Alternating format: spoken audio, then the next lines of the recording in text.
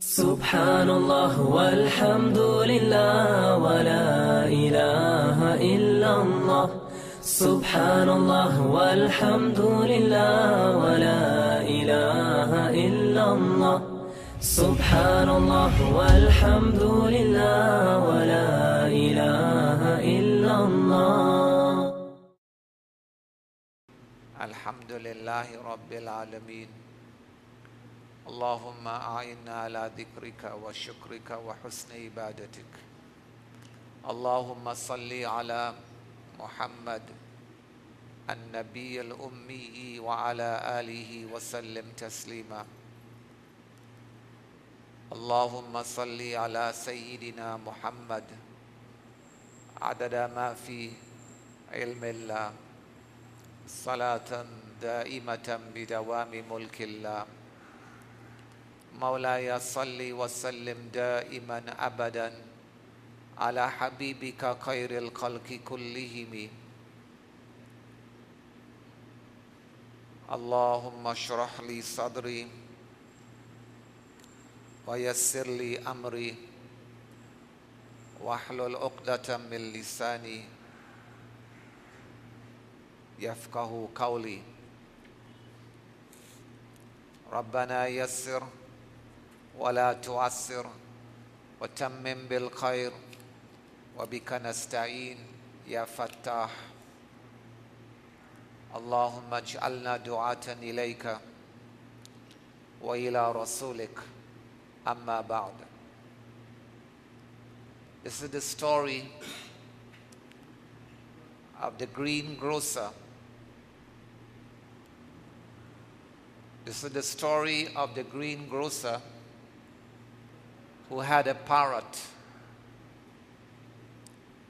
a sweet-voiced, green-talking parrot.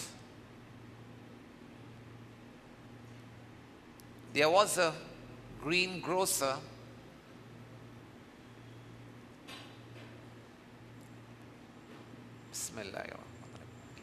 There was a greengrocer who had a parrot, a sweet-voiced, green-talking parrot, perched on the bench. It would watch over the shop in the owner's absence. I would talk finely to all the traders, nice words. In addressing human beings, it would speak like them. It was also skilled in the song of parrots. Once it sprang from the bench and flew away, but in doing so, it spilled the bottles of rose oil. Its master came from the direction of his house and seated himself on the bench at his ease, as a merchant normally does. Then he saw the bench was full of oil and his clothes greasy. He smote the parrot on the head. It was made bald. It was made bald by the blow. For some few days, it refrained from speech. The greengrocer, in repentance, heaved deep sighs. He was sad, tearing his beard, and saying, "Alas, the sun of my prosperity has gone under the clouds. The sun of my prosperity has gone under the clouds. Woe, would that my hand had been broken. Would that my hand had been powerless at that moment." He's regretting that blow. However did I strike such a blow on the head of that sweet-tongued one? Sometimes out of anger, we also strike blows and then we regret afterwards. Ma'adallah. So the greengrocer was given presents to every dervish, to every fakir. Because sadaqah, subhanallah, sadaqah has a great barakah in it. It is said about sadaqah, it is, number one, from a hadith, sadaqah is wiqayatun lil mal. Sadaqah protects your wealth. And it is also daf'un lil bala. It wards off calamities from your path. So he was given presents, gifts, alms to every dervish that he might get back the speech of his bird. After 3 days and 3 nights, he was seated on the bench, distraught and sorrowful, like a man in despair, showing the bird every sort of marvel in the hope that maybe it would begin to speak. Maybe it would begin to speak.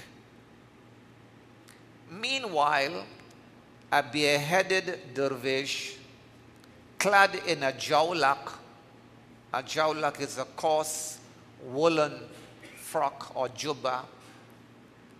So meanwhile, a bareheaded dervish, clad in this jawlak, coarse wooden jubba, passed by with a head hairless as the outside of bowl and basin. Hairless as the outside of bowl and basin, really bald and smooth. Thereupon, the parrot began to talk. Subhanallah. Thereupon, the parrot began to talk, screeched at the dervish and said, "Hey fellow, how were you mixed up with the bald? Oh, bald pate. Did you then spill oil from the bottle too?" Subhanallah. You understand in his analogy? Did you then spill oil from the bottle also? That's how you became bald like me? The bystanders laughed at the parrot's inference because it deemed the wearer of the frock to be like itself. The parrot thought and assumed the wearer of this jawlak to be just like itself. And this is where we make mistakes. Before we go on further, I remember Hazrat Maulana Miran Sahib, Sheikh Miran Sahib used to say how we like to do the analogy and base people upon our own selves. So a man who is a thief, when he passes by in the morning and he sees another person is asleep, he says, "You know what? This man was stealing whole night." He thinks he's like him and now he's tired. And a worshipper sees a man asleep at the time after Ishraq. He says, "You know what? This man spent the whole night in tahajjud." So we tend to think of people and we tend to use analogy and base them upon ourselves. And this is what the parrot did and taught and said, "Hey, baldy, did you become bald by spilling the oil also too? Did you spill the bottles of oil too?" The bystanders laughed at the parrot's inference because it deemed the wearer of the frock to be like itself. Do not measure, Sheikh Rumi alayhi rahmah says, do not measure the actions of holy men by the qiyas, by the analogy of yourself. Though share and sheer are similar in writing, sheen, ya and ra. Share and sheer are similar in writing, but one means lion and one means milk. On this account, the whole world is gone astray because of this. Scarcely anyone is cognizant of Allah's Abdul. In the system of the world of Ruhaniyat, there is the Kutub and there is the Abdul. The Abdul are the saints who are next in rank to the Kutub, and the Kutub is the head of the spiritual hierarchy. On account of this, the whole world is gone astray. Scarcely anyone is cognizant of Allah's Abdul, his substitutes. They set up a claim of equality with the prophets also. They used to say that, and that's the mistake the kafirs make. Rasulullah, huwa basharun, he is a man like ourselves. Who is this man to preach to us? But do they not know that Rasulullah sallallahu alaihi wasallam was basharun laysa kabasharin, a man unlike any other man. Sallallahu alaihi wasallam. Just as al-yaqut, just as the ruby, hajarun laysa ka hajarin. The ruby is a stone which is unlike other stone. They set up a claim of equality with the prophets. They suppose the saints to be like themselves, and we make the same mistakes. We look at our kabir, we look at our awliya and say, they're just like ourselves, men like ourselves. Behold, they said, we are men, they are men. Both we and they are in bondage to sleep and food. We are in need of sleep and food. In their blindness, they did not perceive that there is an infinite difference between them. Infinite difference between them. Subhanallah, Rumi alayhi rahmah says, both the species of the zambur, the hornets, both species, both jinns ate and drank from the same place. But from that one, the hornet, the wasp, came a sting. And from this one of the hornet, the bee, came the honey. A vast of difference. But they seem to be so alike, so similar. Both species of deer eat the same grass. Both species of deer ate grass and drank water. From this one came dung, mess, dung, and from the other one, pure musk. Yet they are theirs. Both reeds drank from the same water source, but this one is empty, and that one full of sugar. Consider hundreds of thousands of such likenesses and observe that the distance between the two is as great as 70 years' journey. This one eats and filth is discharged from him. That one eats and becomes entirely the light of Allah, the nur of Allah.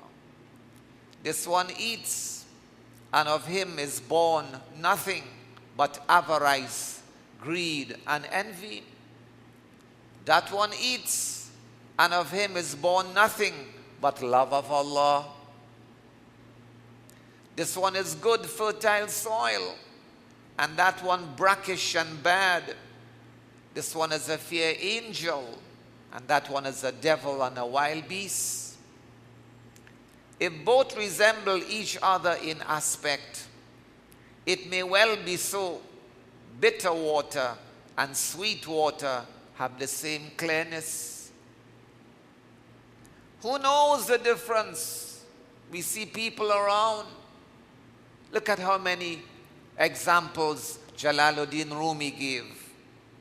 Who knows the difference except a man possessed of spiritual taste? Find him. He knows the sweet water from the brine. Comparing magic, sihr, with prophetic mu'jiza and miracle, He, the ignorant one, fancies that both are founded on deceit. They think they are all trickery and deceit.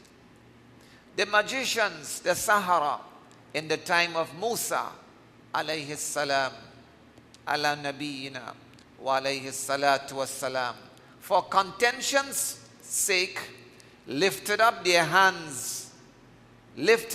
their hands a rod and a saw and a staff like him to compete for contention. But between this rod and that rod, there is a vast difference. From this action, magic, to that action of mu'jiza and miracle is a great way. This action is followed by the curse of God, sihr, while that action, mu'jiza, receives in payment the rahmah, the blessing of Allah. The kafirs, the kuffar, the infidels, in contending for equality with the prophets and with the saints, have the nature of an ape. In their contending and arguing for equality with the prophets and with the saints, they have the same nature of an ape and a monkey. The evil nature is a canker within the breast and needs to be cut off. Whatever a man does, the ape at every moment does the same thing that he sees done by the man. He thinks, I have acted like him. He did that, I did this. I have acted like him. How should that quarrelsome looking one know the difference? وَكَانَ الْإِنسَانُ أَكْثَرَ شَيْءٍ جَدَلًا. And man likes to dispute. He likes to quarrel. He is very quarrelsome by nature. This one, the holy man, acts by the command of Allah, and he who is the apish imitator, behaving like an ape, for the sake of rivalry, competition, pour dust on the heads of those who have quarrelsome faces. Pour dust on their heads. That religious hypocrite, the munafiq, he joins in ritual prayer, in salat, in jamaat. He joins with the sincere conformists. And why does he join? Only for quarreling's sake, for contention's sake, for argument's sake. He does not join for dua, for supplication. In prayer, salat, and fasting, saum, and hajj, and sadaqah, almsgiving, the true believers, the mu'minun, are engaged with the hypocrite in what brings victory and defeat. So both of them share in the same act, the hypocrite and the mu'min, in salat, in saum, in hajj. But they are engaged with the hypocrite in what brings victory and defeat. Victory in the end is for the true believers. Upon the hypocrite falls defeat in the state hereafter. So the aqiba, wal aqibatu lil muttaqeen, wal aqibatu lit taqwa. The good result is for the God-fearing ones, for the people of taqwa. Although both are intent on one game, it's one game, in relation to each other, they are as far apart as the man of Merv and the man of Roy, two different distant cities. Each one goes to his proper abiding place. Each one fares according to his name. If he be called a true mu'min, his soul rejoices. And if you say hypocrite, he becomes filled with fire and rage. His, that is the true believer's name, is loved on account of its essence, which is true faith. This one, the hypocrite's name, is loaded on account of its pestilent qualities. Subhanallah, it's a bit deep here. If he be called a true believer, his soul rejoices, so happy he is. And if you say munafiq, a hypocrite, he becomes filled with rage. But the true believer's name is loved. Why is he loved for? On account of its essence, which is his true iman. That's why he's loved, not because of mu'min and mim and waw and mim and noon. And this one, the hypocrite's name, munafiq, he's not loaded because of the name and the word munafiq. This one, the hypocrite's name, is loaded on account of its pestilent and evil, sick qualities.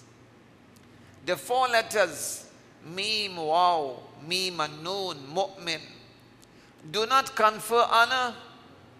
That doesn't confer any honor. Four letters, mu'min. The word mu'min is only for the sake of denotation, to denote something, to say something. If you call him the true believer, if you call the true believer a hypocrite, this vile name is stinging him. It is stinging him within like a scorpion because of the essence of his iman and his faith. Munafiq. If this name is not derived from hell, then why is there the taste of hell in it? The foulness of that ill name is not from the letters munafiq. No.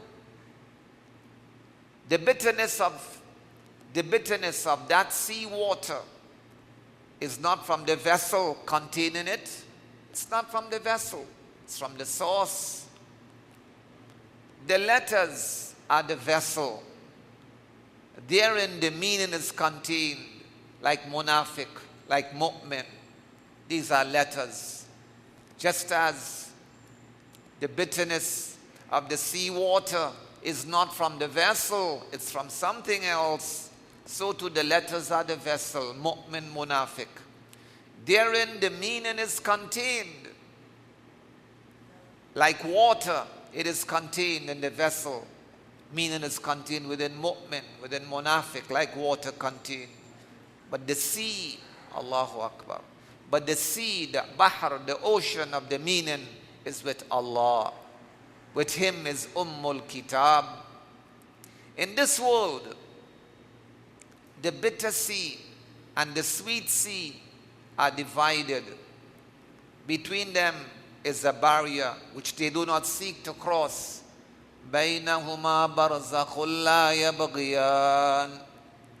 Know that both these flow from one origin. Pass on from them both. Go all the way. Go all the way. Pass on from them both. Go all the way to their source and their origin, the sweet water and the bitter water. Without the touchstone, you will never know in the assay, you will never know in the test of the minerals and the test of the metals, which is called an assay, an analysis. Without the touchstone, you will never know in the assay adulterated gold and fine gold by using your own judgment. Anyone in whose soul Allah shall put the touchstone, he will distinguish certainty from doubt, shak, yaqeen from raib. A piece of rubbish jumps into the mouth of a living man, and only then he ejects it. And only when he ejects it is he at ease. When amongst thousands of morsels of food, one little piece of rubbish entered his mouth, the living man's sense of touch or taste tracked it down. The worldly sense The worldly sense is the ladder to this world. The religious sense is the ladder to the akhirah, to the heaven. Seek ye the well-being of the former sense, which is the worldly sense. Seek the well-being of this from the physician. Beg ye the well-being of the latter sense, which is the spiritual sense, from the beloved. Seek ye the well-being of the former sense from the physician. Beg ye the well-being of the latter sense from the beloved. Allahumma alhimni marashida umurina. Allahumma alhimna marashida umurina. Wa a'idhna min shururi anfusina wa min sayyati a'malina. The health of the former, that is of the world, the worldly health, the worldly sense. The health of the former arises from the flourishing state of the body, and the health of the latter, which is the religious sense, arises from the ruin of the body. Wow. The spiritual way ruins the body. But you know what? And after having ruined it, it restores it to prosperity. This is deep. The spiritual way ruins the body, and after having ruined it, it restores it to prosperity. Ruin the house for the sake of the gold and treasure. The house was ruined. And with that same treasure, builds it better than before. So a man ruins the house for the sake of the gold and treasure, and with that same treasure, he builds it better than before. Wow. Cut off the water.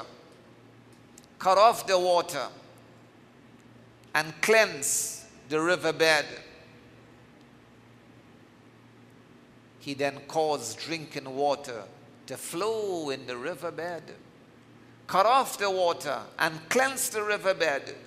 Then caused drinking water to flow in the riverbed. Cleft the skin, broke the skin, and drew out the iron point of an arrow or spear. Then fresh skin grew over it, over the wound. Raised the fortress and took it from the infidel. Then reared thereupon 100 towers and ramparts. Who shall describe the action of him who hath no like? This is what I have said. It is only what the present necessity is affording. Sometimes the action of Allah, appears like this, and sometimes the contrary of this. The work of religion and deen is naught but bewilderment. I mean, not one bewildered in such wise that his back is turned towards Allah. Not that type of bewilderment. Nay, but one bewildered with ecstasy. He is drunk. He's bewildered with ecstasy. This is the work of religion, is nothing but bewilderment. Bewildered with ecstasy like this, and drowned in Allah, and intoxicated with the beloved. The face of the one is set towards the beloved. Human beings on the earth, the face of the one is set towards the beloved, while the face of the other is just his own face. Means he's just facing himself. And such people really like to face themselves. It's like to look at themselves in the mirror. Look long on the face of everyone. Look long on the face of everyone. Keep watch attentively. It may be that by doing service to the mashayikh, to the Sufiya Kiram, you will come to know the face of the true saint. Since there is many a devil who hath the face of Adam, many a shaitan who hath the face of Adam alayhi salam, it is not well to give your hand to every hand. Because the fowler, a fowler is one who catches birds and uses a decoy. Because the fowler produces a whistling sound in order to decoy the bird, so that the bird may hear the note of its congener and come down from the air and find trap. What does it find? It finds trap and knife point. The vile man will steal the language of the dervishes, that he may thereby chant a spell over and fascinate and deceive one who is simple. The work of holy men is nur and heat. The work of vile men is trickery and shamelessness. They make a woolen lion for the purpose of begging. They give the title of Ahmad to Abu Musailim. But to Abu Musailim remained the title of Kadhab, the great liar. And to Muhammad sallallahu alayhi wasallam remained the title of Ulul Albab, one endowed with understanding. The wine of God, the wine of Allah, its seal, its khitam, its last result is pure musk. Khitamuhu misk. But as for the other wine, its seal, its khitam, is stench and torment. So, we have come to the end of this story today. Remember what it started with: the greengrocer and the parrot. The greengrocer and the parrot. We judge people based upon ourselves. Our analogy is wrong. We need to know the difference. We need to have that touchstone which is placed by Allah to know the difference. One is mu'min, one is munafiq. We make the mistake like the parrot made and thought that the dervish became bald by spilling the bottles of oils. And we too say they are men and we are men. And the kafirs say the prophets are men and we are men. But go back to the lesson and think about the jinns, different types of stones. But the ruby is a stone unlike any other stone. Go back and think about the species of the hornets, the zambur, which drank from the same place. But from that one came a sting, and from the other one came the honey. Go back, know the difference. May Allah subhanahu wa ta'ala make us understand, make us contemplate. Subhanallahi wa bihamdihi, subhanakallahumma wa bihamdik, nashhadu wa la ilaha illa anta, nastaghfiruk wa natubu ilayk. Subhana rabbika rabbil izzati amma yasifun, wassalamun alal mursaleen, walhamdulillahi rabbil alameen.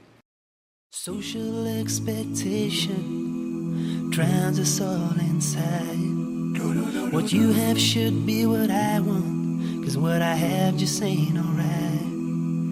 The clothes I wear, the way I comb my hair, how I live, oh I don't care. This is who I am, this is me.